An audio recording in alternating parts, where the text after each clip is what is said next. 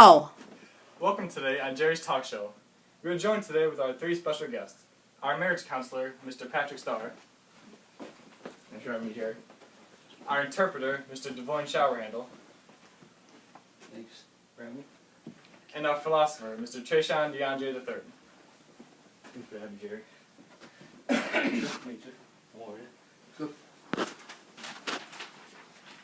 It's nice to have you all today. Today's segment, we will be talking about Romeo and Juliet and the thoughts behind the actions. Well, let's get started. Time for our first question. What causes Romeo to overreact about falling in love? Well, Jerry, sometimes people subtly make decisions. Romeo instantly fell in love once he saw Juliet's beauty and thought he was in love. Romeo hasn't interacted with many women before, so he quickly and nervously made decisions that changed his life drastically. Great thoughts. Alright, this next question's for you, Mr. DeAndre. Describe how Romeo's overreaction played out in the rest of the play. Well, once Romeo thought he was in love, that affected all his decisions because he was so drowned in love. Can you explain on that? What kind of decisions were affected? Romeo's love caused him to take some risky decisions that could have resulted in death. Romeo was upset from his previous love that he got convinced from his friend Benfolio to go to the Capulet's family ball. That was a risky decision because Romeo was a Montague and Juliet was a Capulet, and the whole town knew of their long-going feud. Wow, it really seemed like Romeo was head over heels for Juliet. He wouldn't stop at anything to be with her. In other words, Mr. Showerhandle, in your opinion, what was the most meaningful quote throughout the play? When Juliet says the lines, "O Romeo, Romeo, wherefore art thou Romeo? Deny thy father and refuse thy name, or if thou wilt not, be but sworn my love, and I'll no longer be a Capulet." This is the moment when Juliet declares to herself that she's falling in love with Romeo, and she's asking herself why Romeo has to be a Montague. I now have a question for all of you. Do you believe that Romeo's relationship was love or lust?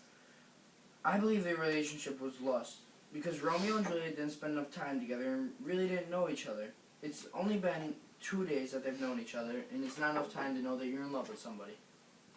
My opinion is that it was love. They loved each other because they ended up killing themselves.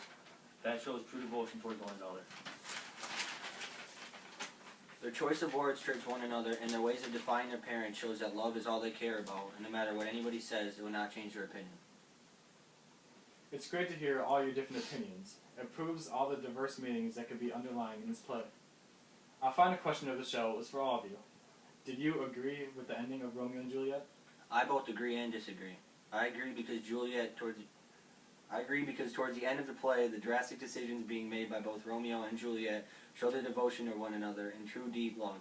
But I also disagree, due to the fact that in the relationship, it seemed as if they were acting on lust, which over time turned into love.